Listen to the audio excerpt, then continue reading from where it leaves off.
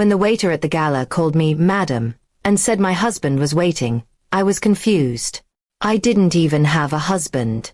But then I saw him, Alexander Knight, the billionaire whose name shook the business world. He smiled, walked straight to me, and slipped his arm around my waist as if I truly belonged to him. My wife, he introduced me proudly to everyone. My heart raced, but I played along. At first, I thought it was some harmless misunderstanding. But later that night, when I asked him why, his answer was cold and calculating.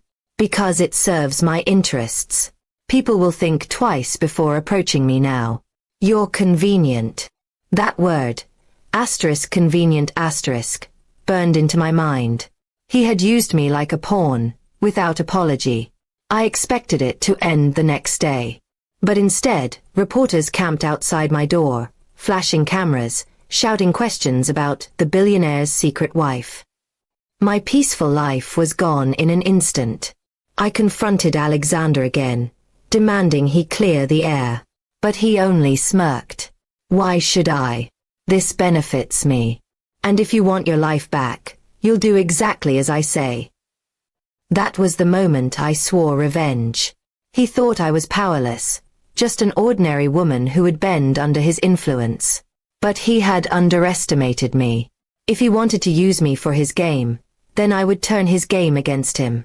I began by playing the perfect role. At events, I smiled by his side. I let him call me my wife in front of partners, politicians, and investors. I pretended to adore him, to depend on him, while secretly learning everything I could about his business, his enemies, and his weaknesses. The more time I spent with him, the more he trusted me. He started sharing details he shouldn't have, contracts, meetings, even personal grudges. His arrogance blinded him. He believed no one could outsmart Alexander Knight. But every word he gave me was a weapon I stored carefully. Weeks later, I discovered something that became the key to my revenge.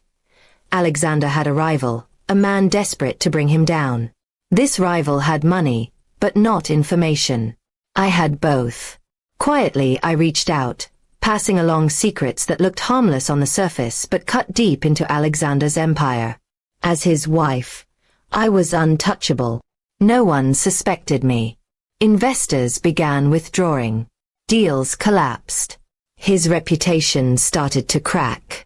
I watched him grow restless, angry, confused as everything slipped from his control.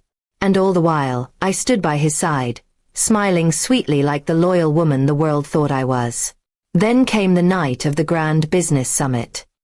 He proudly introduced me again as his wife, unaware that the very people in the room already doubted his power because of the information I had leaked. As he boasted about his success, I excused myself, walked to the podium, and took the microphone. "Ladies and gentlemen," I said, my voice steady though my heart pounded, "you've all been told I am Alexander Knight's wife. But the truth is, I am nothing to him. Just a stranger he used for his image. And tonight, I want you to know that the empire he built on lies is falling." Gasps filled the room. His face turned pale. Security rushed toward me, but it was too late. I had already sent evidence to the press, investors, and regulators. By morning, Alexander Knight's name was no longer tied to power. It was tied to scandal, betrayal, and downfall. As I walked out of the summit, I felt the cameras flash at me once again. But this time, I wasn't the woman mistaken for someone's wife. I was the woman who had destroyed the billionaire who thought he could control me. Revenge had never tasted so sweet. He wanted the world to believe I was his wife. In the end, that same lie became the knife I used to end his reign. And when he finally looked at me with rage and disbelief, all I said was, "You should never have chosen me as your pawn."